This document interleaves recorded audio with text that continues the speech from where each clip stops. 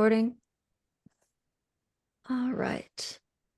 Just a quick announcement to the PyHC folks. AGU abstracts are due, what was it, at 11:59 p.m. Eastern time this Wednesday. So if you're planning to submit to any session, but especially reminding you about the PyHC session, just note that deadline. And that's all I have. Sean's out sick today, so there's no tech lead update. So feel free to take it away, Tim. Okay. Um, I guess before I get started, I'm just curious, is the audience here mostly contributors and maintainers to the packages, or? Most of the audience here would be the package developers Okay. themselves. Okay. Cool. Well, hi everyone. I believe we can see it. Hopefully it's scaled nicely on your screen. This is Napari, which is what I work on, and I'm really here today. I think Julie came to my talk at SciPy, where I talked about how all of kind of the resources that Napari and the field that I come from, which is bioimage analysis, how that community supported me coming from a place where I never felt like I'd be able to contribute or even allowed to contribute. And now I'm a core team member of what you see in front of you, Napari, and I'm actually now hired as their community manager. Um, and so I want to just kind of encourage you all, and I was kind of checking some things out in the PyHC world that you'll see, and I have some definitely a lot of compliments to give you all. And so hopefully that ends up being encouragement for you to kind of keep doing what you're doing. And to start off by saying I'd never heard the word heliophysics in my life until I was at SciPy, which I'm sure maybe you've heard before from other people. I've never heard of this discipline, but I'm sure you heard of neuroscience, which is my background. Um, but I think that we have a lot that we can learn from each other, hopefully. So here's Napari, and the gist behind Napari was it was developed because biological imaging data was just getting bigger and bigger and bigger. And managing that data, especially with machine learning and deep learning, was becoming increasingly difficult. So this was just sort of meant to be an agnostic viewer that was available in Python because other resources weren't too great.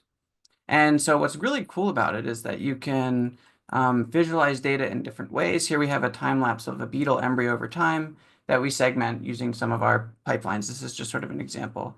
But what's fun about Napari is that it has this console so that you can actually like access different stuff. So, I saved the layer variable and now I have that. And so when I was first shown Napari, I was like, holy smokes, that's really cool. Because where I came from was a much different and less ideal experience.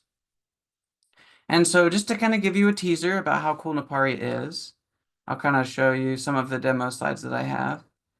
And I partly do this to really give you the idea that showing off, oh, you don't want to see this view. Uh, okay. Showing off your stuff can really bring people to it because you'll see the timeline. I started from somewhere else and here came to Napari where we can analyze and image things. This is remote data that I load on my crappy Wi-Fi at home. So this is like a 2 TB data set that is just kind of zooming in and out of. And I noticed you have some big data sets. So this is multi-scale remote. Here's some geospatial stuff, which we're trying to make accessible recently. Here's wild stuff people do, like coral research. We have some archaeology going on in Napari now. Here's a more typical biological experiment where you're trying to track cells moving over time. And then here for you, this is sort of my intro in learning anything about heliophysics. And a big compliment that I have is that your documentation and stuff is great. So I built all of this from reading like the SunPy materials.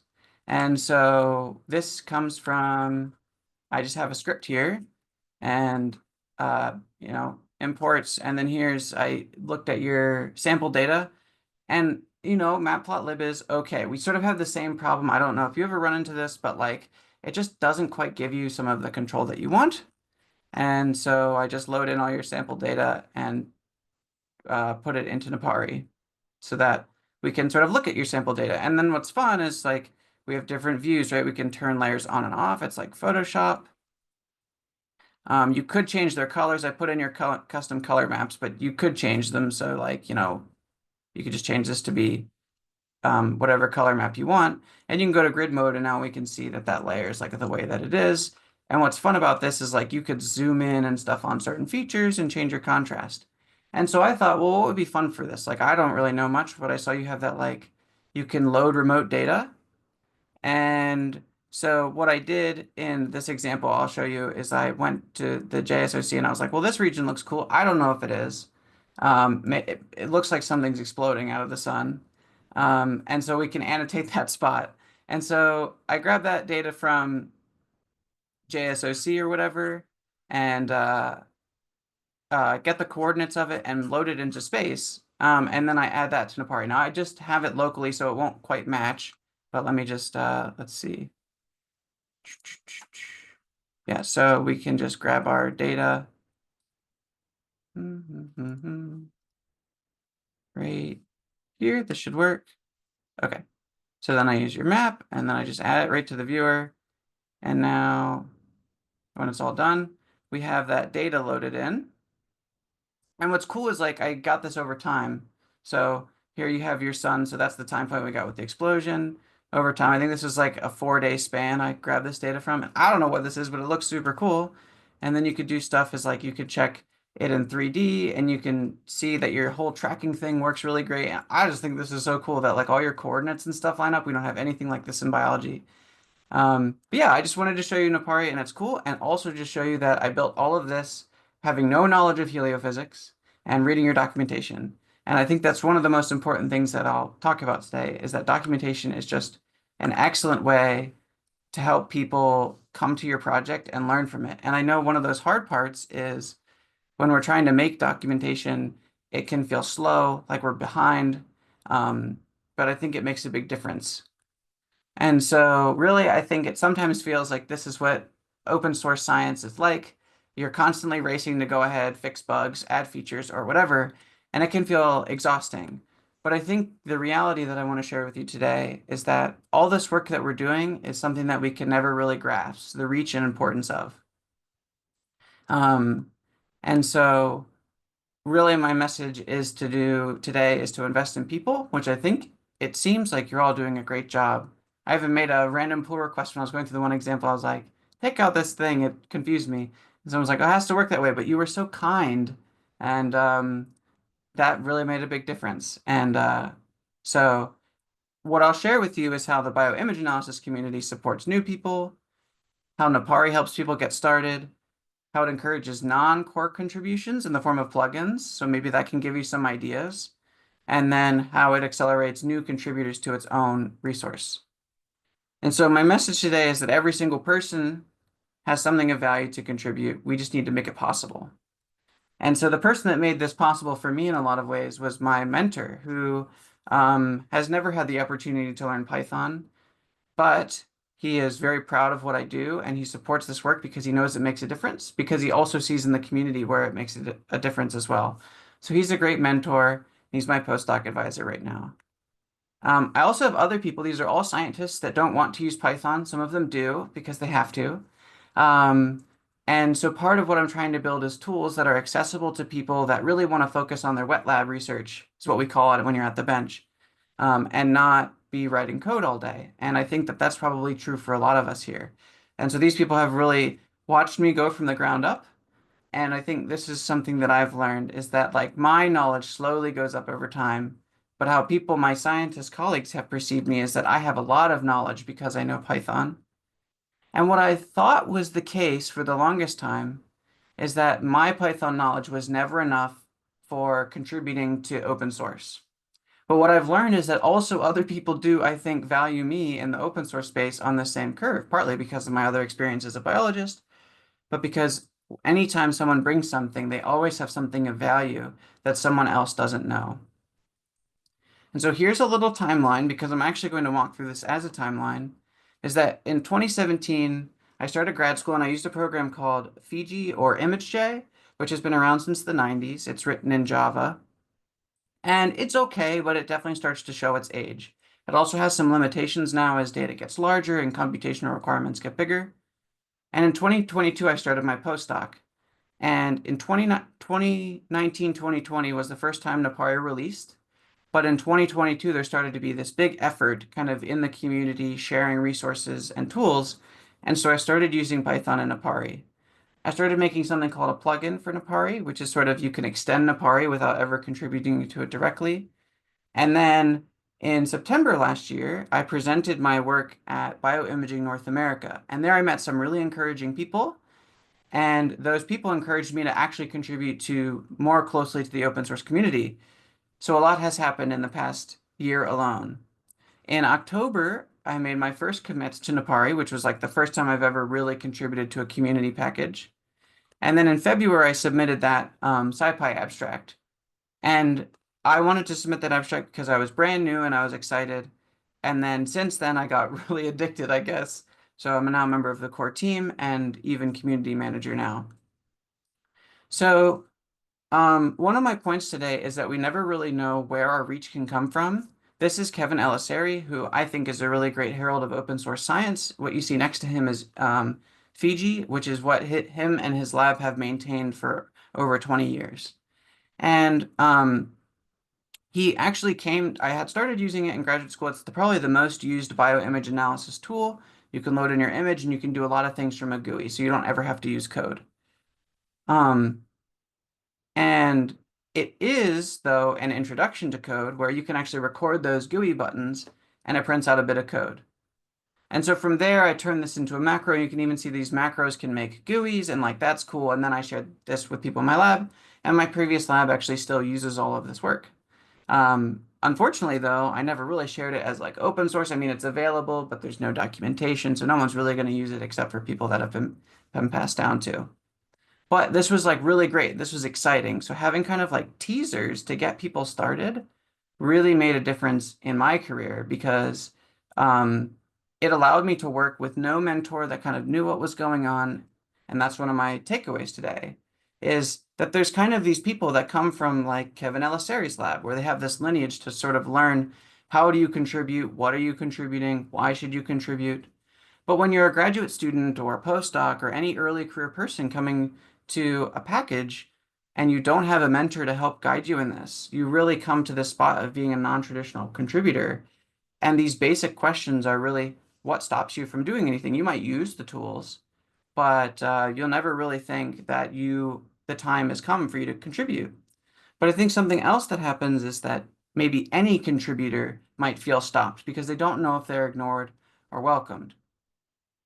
And that was one of my first takeaways when I went into many of the PyHC packages is that your READMEs and your kind of like guides to say, come contribute to us. We're very welcoming. And I was really glad to see all of that work.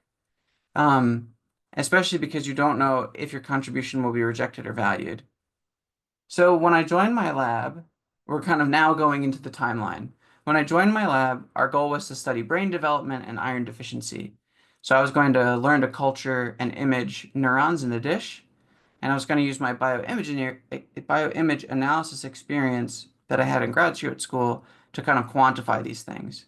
And this was all a bit naive because when we see these neurons in a dish, I actually oftentimes people, when they see some of my images and cells, it reminds them of astronomy that they see, where they suddenly have these like kind of sparse objects that don't really have much going on in them.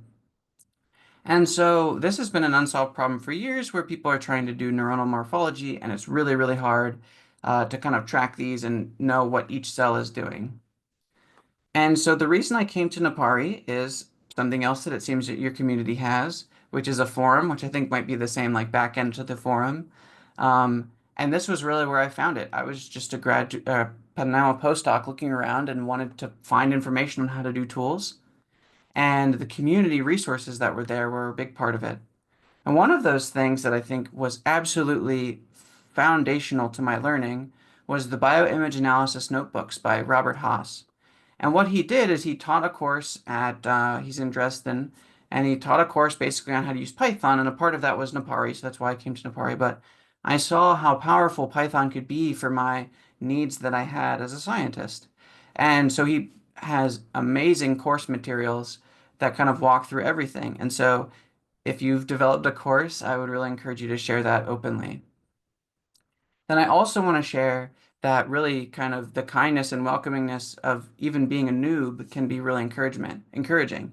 So here's Peter, and back in 2021, Peter was learning to use Napari. I think it was like partly COVID related, a little burnout. And he even made notes like, I really like the y equals function x syntax because he came from R, which is what I did. And I kind of started to see this world where I could do image analysis and data science in the same language, and that seemed really ideal to me.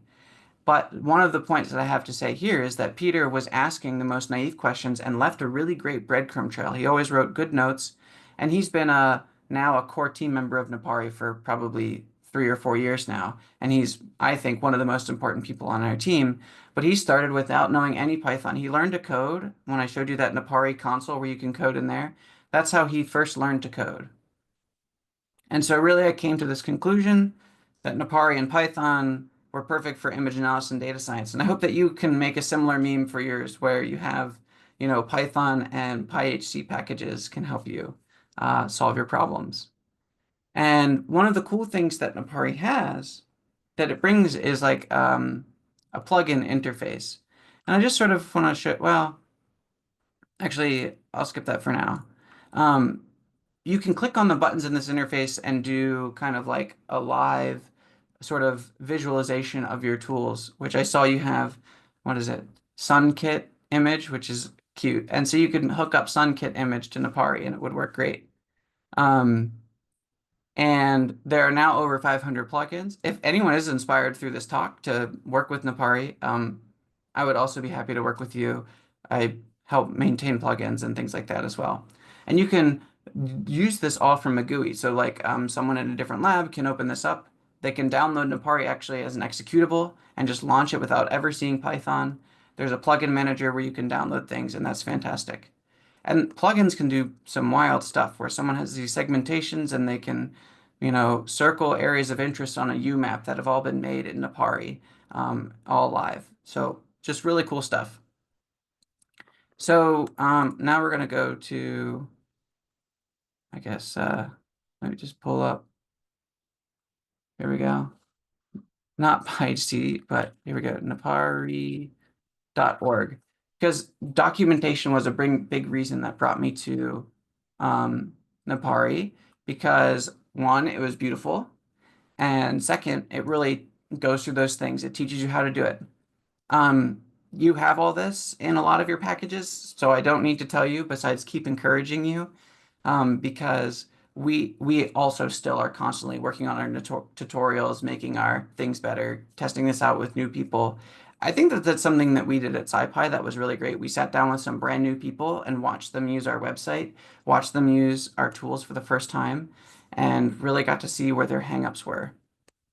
Um, and one of our great pages that we have on here is this community page, which like links you to different things that you can go to, um, and also has guides on how to use the plugins, which is really where I started at. Um, oh, there we go.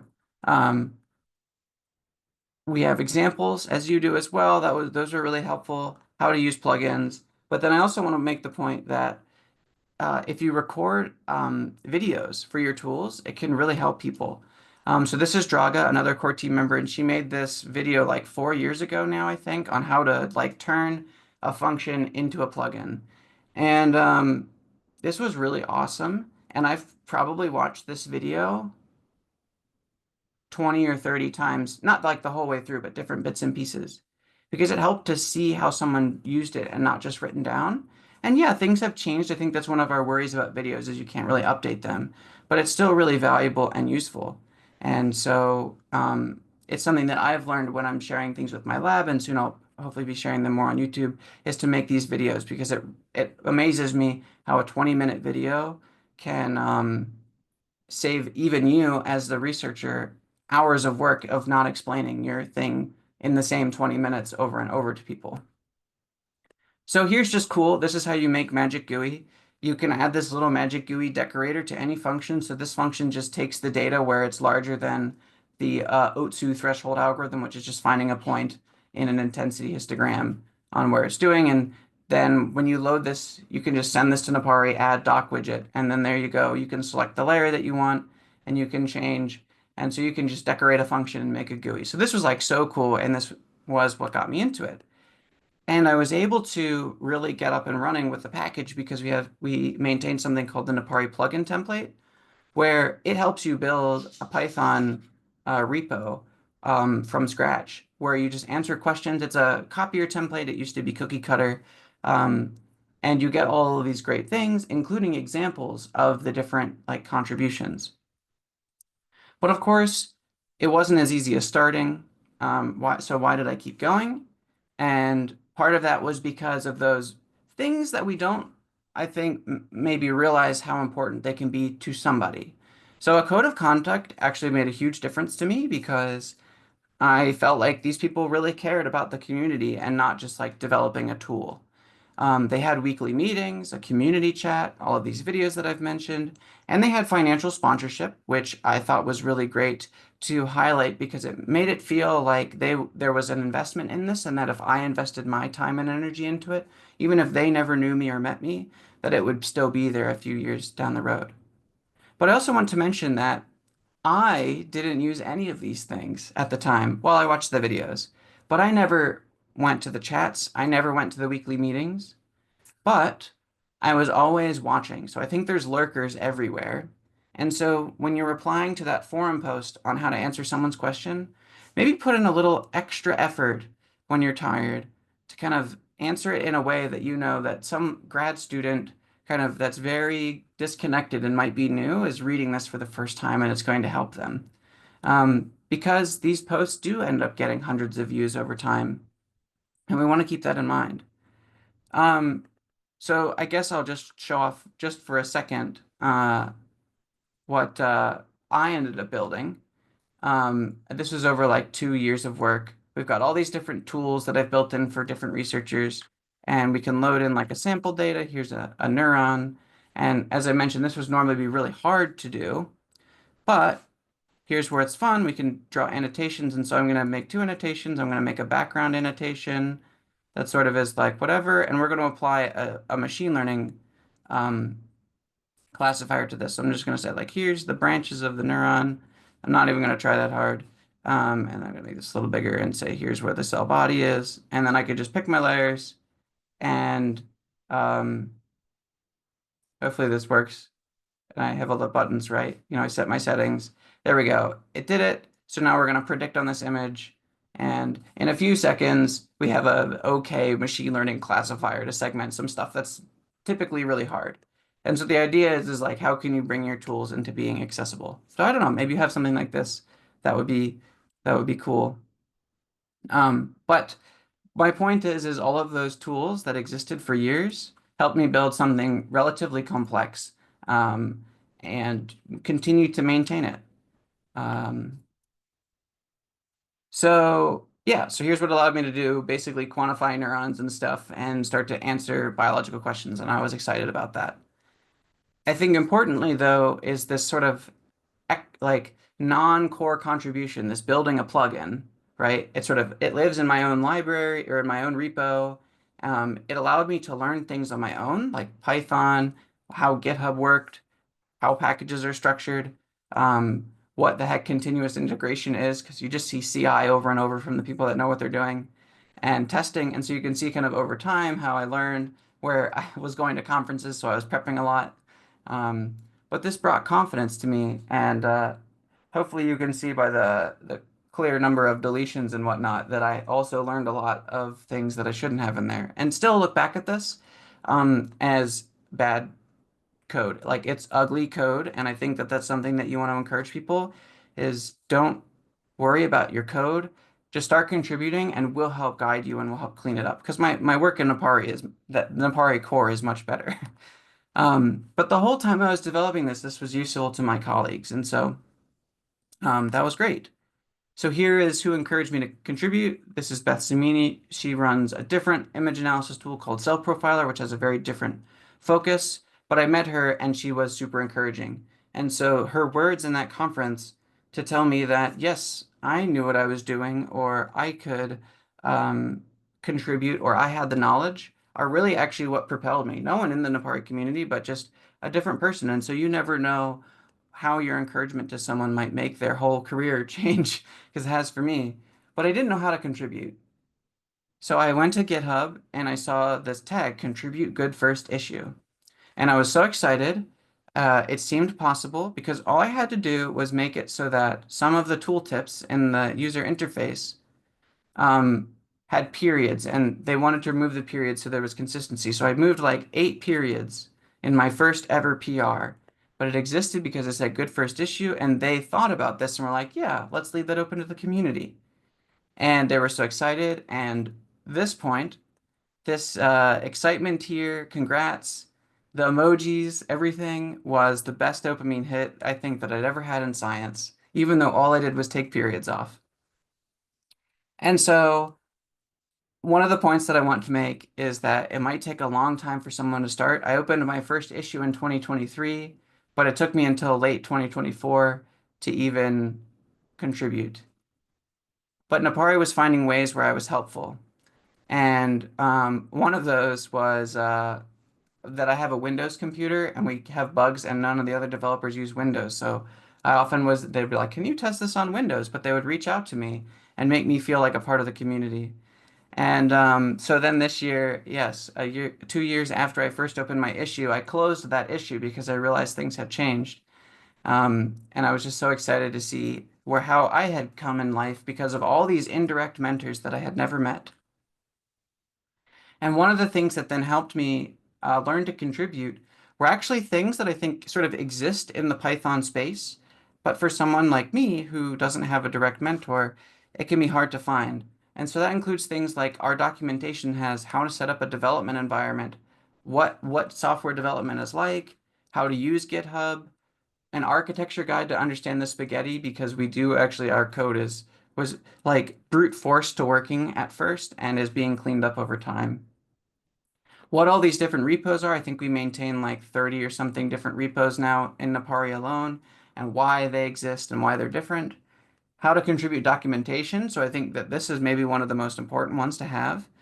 But most importantly, is there was encouragement everywhere on forum posts, on the website, that they wanted people to contribute and reach out. And sure, it took me years to do that, but I always thought it was there, and I always wanted to. And I finally got over that hurdle.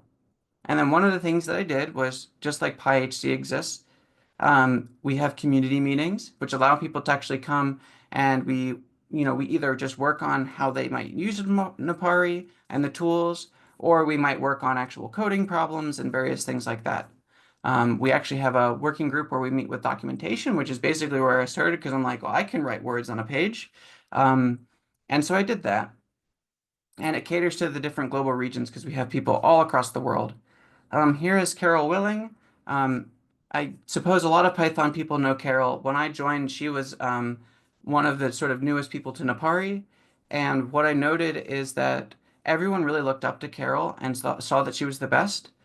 But Carol's every interaction with Carol and me was Carol telling me how she was my number one fan, or that I had great ideas, or that I really knew what I was doing, because she really always makes sure that she pulls back up other people to be alongside her. And that's just a great example. Here's Juan, one of the co-founders of Napari, and he really valued my support as well. And one of the things that's valuable, I think maybe you feel the cruft, you feel the burnout over time of maintaining. And certainly he feels that sometimes too. But when it comes to a new person, he's excited because of their optimism. And even despite some of that kind of um, burnout, he's still willing to kind of share about the project history and like why things maybe aren't the way they could be. And that project history really helps someone out when they're contributing because they don't understand those design decisions that have built up over 5 years. And it can be hard to navigate. And honestly, what you want to do in those cases is close your IDE and move on to something else a lot of times. So it's important to share, even if it's tough. So we have a chat as well, and that's really great. And our community is growing wonderfully over there. And then, yes, as I mentioned, I was invited to be a core developer. It's fun. We meet every once in a while to chat about these things. But then, even thinking always about how can you move forward, we thought that the word core developer was a bit too limiting and says that all those other contributions that exist aren't as valuable as main code changes. But I think that documentation or community support, all of those things are just as valuable as developing the code directly on someone's tools. And so we're trying to work on really valuing that and bringing people into the community that way. Yeah, so then not only in April did I become a member of the core team, I also now they have me hired as community manager part-time, and I've even been doing release manager. And so one of my points is when someone makes their first PR, you never know where they'll be in 6 months, as long as you keep supporting them and encouraging them. And sometimes people make one PR and move on. That's okay. We always say our goal is to try to get people to have that second PR in so they can feel that excitement, that dopamine twice, and really know that we're there for them. So that's what we kind of work for. And yeah, so where we're at recently is we have a roadmap now.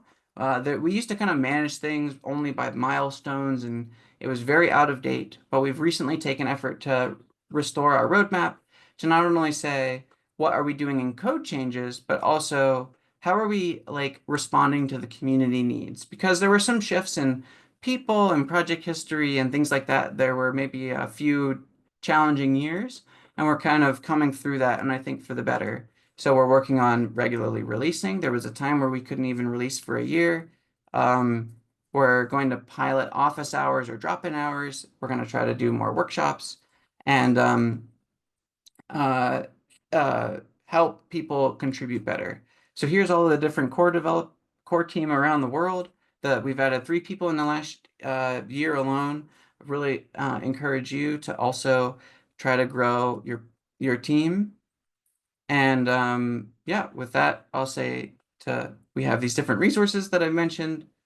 Um, but this is, I think, maybe an even more important conclusion today in a sense than when I gave it at SciPy, which is that I made my first community manager post and it was just like, here's what I'm going to be working on. I'd also love just feedback about the community. And this contributor who is like active every once in a while and bursts and then probably has to go back to the lab for months and then comes back and bursts again. Just drop by to say, Nopari might be the best discussed and maintained project on GitHub. I love the community. And of course, this made my day. And of course, it's not true because we all struggle. But I think one of the most important points that I have is like, I'd never heard of heliophysics until recently. This stuff is so cool. I want to learn way more. But I have the same perception of you already, is that I see that you are doing a great job of maintaining your discussions are fantastic. And so to somebody in the world, someone like me, a grad student that has never met any of you and doesn't have a mentor, their whole life can be changed because of all of this work that you put in to maintain your packages diligently and not just the code, but everything else. And so I guess to Horst, right? We are the best one for them. And I hope that's an encouragement for you. So that's what I have to share with you all.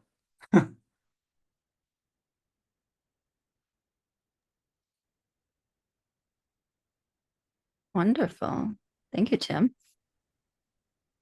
Um, I'll go ahead if anyone has questions and open it up to folks first. Nick says, thank you so much for this in the chat. Thanks, Nick.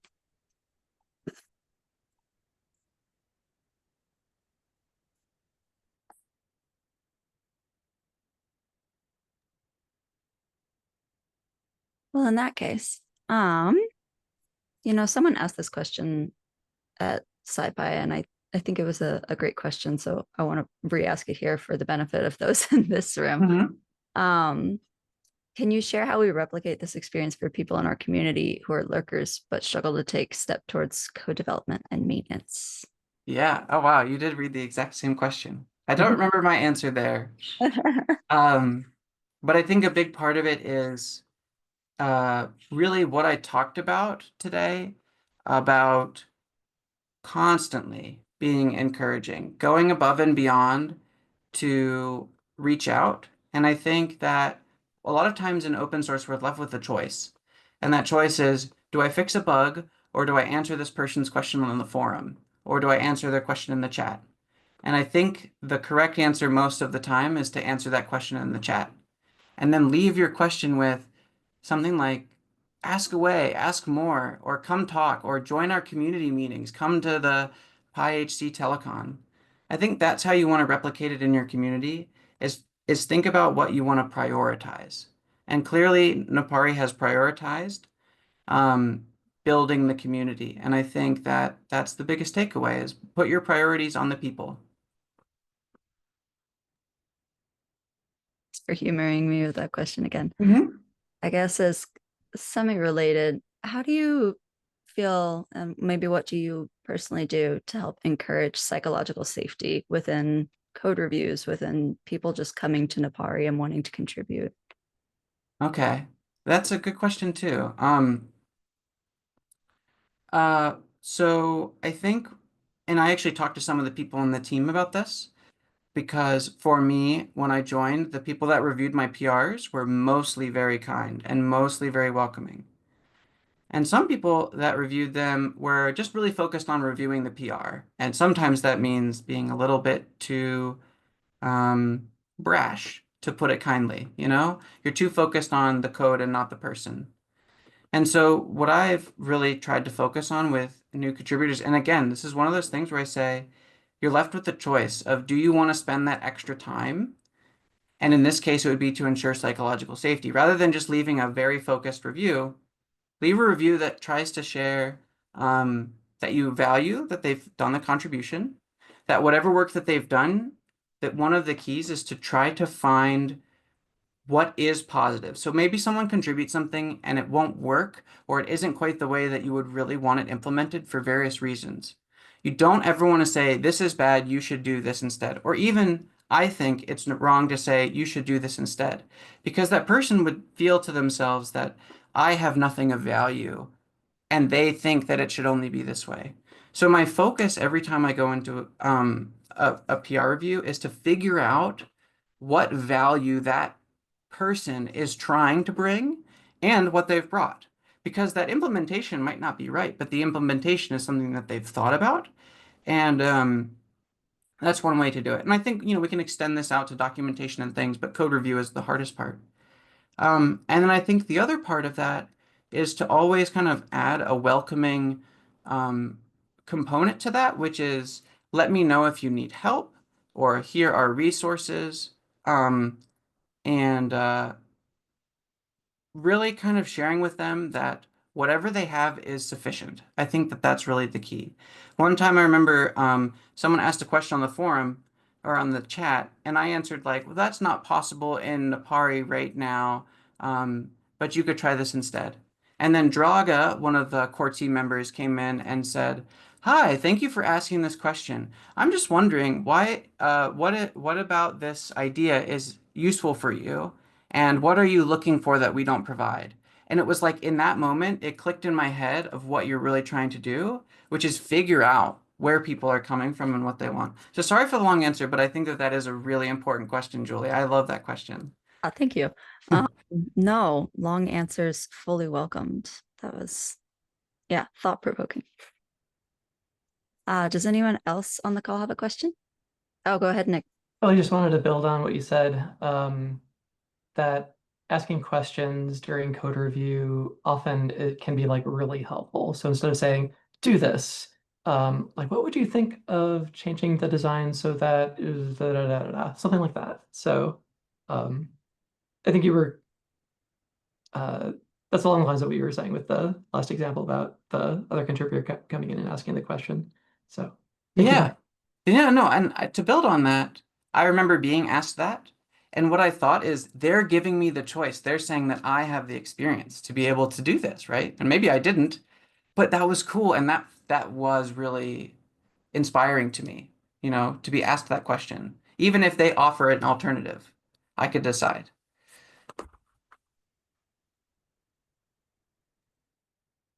Any other comments or questions? Sorry, my voice is weird today. Yeah, I think um how do you deal with contributor like core team burnout? Um, are there ways to like make sure that things are more sustainable? Do you do or Yeah, that's a good question because that's something that I think we're actively working on. Um, there was, I think, when I started in a party that was like 2022, there was a lot of like excitement. And then that excitement seemed to kind of dwindle out and sort of die over the years that I was working on my plugin.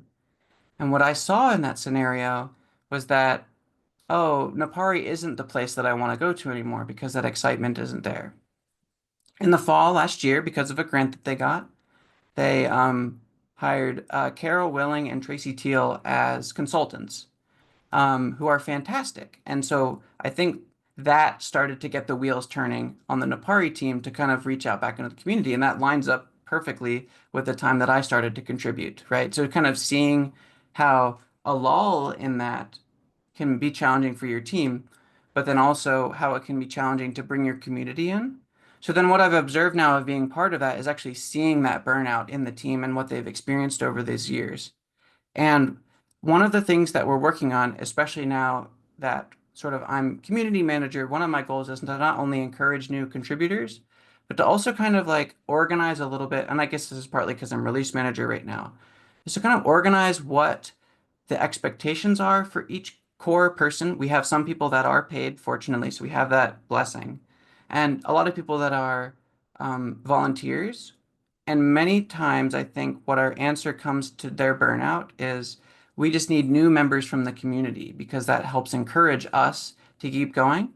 But also, two brains working on a problem is easier than one brain. And so, if you can grow, that's one of the better ways. And then our encouragement if someone's burnout is just take a break. Like we all have your back. Take a break for a month, two, three. We had someone take a break for 6 months, and that's okay. Is let the ebb and flow of the people on your team ebb and flow, I think. So, and being honest about that. Sometimes when we are busy, we put in our PRs, we're very sorry we can't get to this right now. We're all kind of like traveling or busy. And I think that that helps with burnout too, because I'm sure that you feel it as well, that constant drive to be like, I'm letting people down all the time. And so I think just being open, we have like a release thread that we just talk about what our releases are looking like, what our PRs looking like in a more casual setting. I've noticed that's actually made a really big difference for new contributors because they kind of see what's going on behind the screen and then they also feel a lot more welcome. I think the core team also feels less stressed because they know it's okay and the community's fine with it. Like we're moving forward together rather than sort of all individually working and trying our best, right? So I think it's just building that community. That's a good question. Thank you. that's a good answer. Thank you. Mike, did you have a question? Yeah, I did. Yeah, thanks, Tim, for the very nice chat. I appreciate the external, like neuroscience, biology perspective on it, because yeah, we're I guess in our heliophysics silo. And you just touched on upon a comment how I'm already started blanking. It's like basically getting people involved in a community project instead of kind of each individual developer for themselves. And I know obviously Julie and PyHC have been like working on this for years. And I wonder and I've kind of struggled this with myself, seeing how people around me and even advice I've gotten from my mentors as a postdoc have been, why develop this software that other people can use while it's like, intellectual property, or it's not going to lead to papers, or some other reason why, like as a scientist, you should focus on papers, proposals, but not like software that everybody can use. So I don't know if you had a similar issue, or how would you go about it? Well, I think there's a few things built in there. I'll first try to talk about my experience as doing the software part. I think in graduate school, I did what was sufficient to answer the question in my lab. And that was okay enough for my advisor.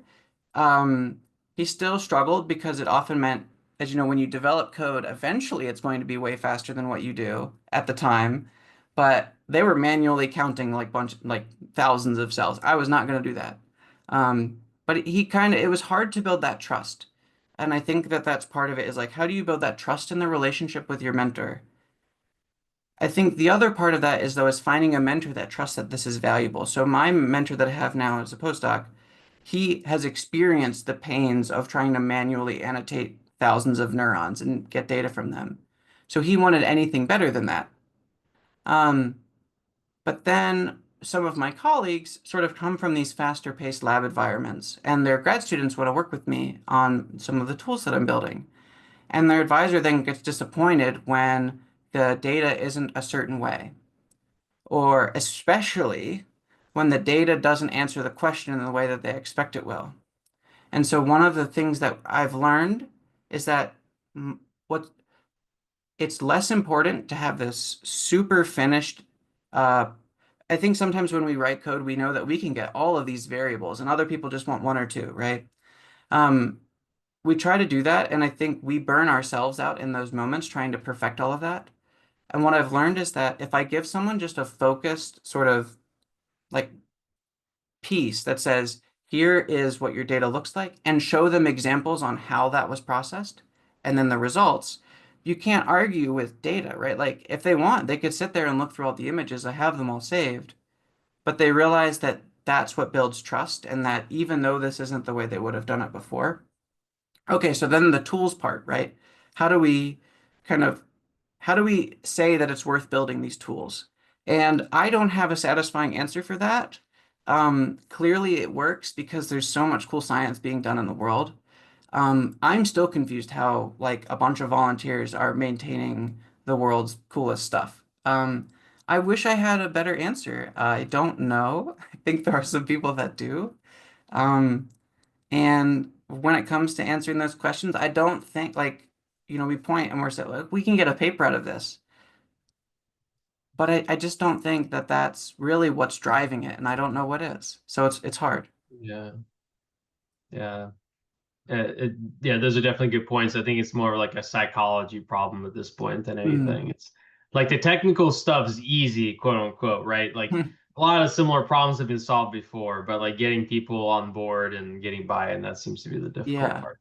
For sure. I think one of the things, and this is where maybe building that community, even if it's in your lab, like you might be the person in your lab that writes code, but then like you maybe have like a new technician or volunteer or whatever in the lab, having them use your stuff and showing like anybody that people can use your code to produce actual results, I think really shows people why it's worth it because they see that the time you spent to be successful helps other people be successful. I think that's kind of the key is figuring out how to build up that sort of like psychology of success, whatever that looks like. Yeah. Thank you. Psychology of success. I love it. Do we have any remaining questions or thoughts?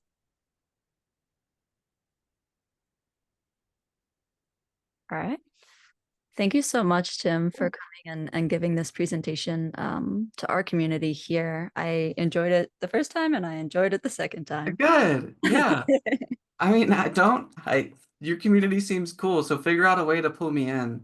Even if that's like you're like, I like some of this visualization in Napari. Like, let's try to do this. There's like someone, it's only on GitHub. They never published it to Pipe yet, but there's a Napari Fits reader, so you can just toss Fits images. You can drag them right into Napari, and they'll open right up. So we can do lots of stuff that are really cool like that, and it even puts it into space, like it transforms them all correctly and stuff. It's really neat. So the stuff you have with these like managed metadata is like so heartwarming because in biology it's such a disaster on that side. So yeah, we're missing some things that would be helpful for you, but we have like this roadmap. So like we don't have coordinates, like a coordinate grid. I think that would be really beneficial to your field. And so definitely, if this is something that looks cool to you, reach out to me or the rest of the team. Anybody really come into our chat. Because I think there's some maybe things like, I don't know. I thought it was really cool to annotate the region of the sun that I wanted to look at and then load those images in, which is so cool that you can just like take data from whatever JSOC is. I don't know. Something, I forget the website domain. But that is just, you have such cool stuff. And you could really build a lot of cool tools in Napari, I think, that might Maybe you're beneficial. I don't know. I'm just an imaging guy, so maybe you do a lot of other stuff too. The physics thing, I never even took physics. So Fair, fair. Yeah. Well, if anyone's curious about that, Tim's email's been linked to all these announcements. yeah. Beautiful. All right. Well, thank you so much again, Tim. Yeah, thank you all. Have a great week and life, and I hope to pass into your community again sometime. We'd love it if you could. Thank you so much. Yep. Bye. And then for the rest of PyHC, we're gonna have an off-cycle telecon one next week to deal with submitting your packages in PyHC to the HSSI. So we've been working a lot to get it to the point where it's ready for people to come and start doing that. So you'll hear more from Rebecca and Isaiah and so forth next week. See y'all then.